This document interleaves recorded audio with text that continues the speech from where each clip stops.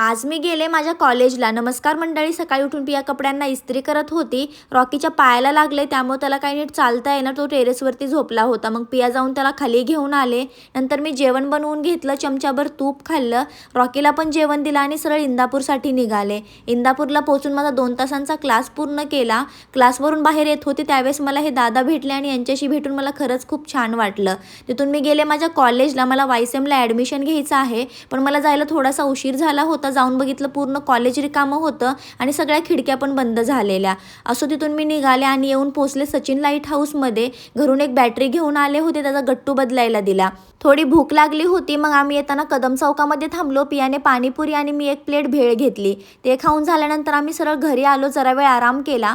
पियाला अकॅडमीमधून हा टी-शर्ट भेटलाय, पण हा साईजनं खूप मोठा आहे, त्यामुळे तो अगोदर नेऊन मी टाचायला दिला. संध्याकाळी वातावरण खूप छान झालं होतं. दादांनी गरम गरम जिलेबी आणि वडापाव बनवले. तेच मी घेऊन आले आणि बाहेर बसून खात बसले. Thanks for watching.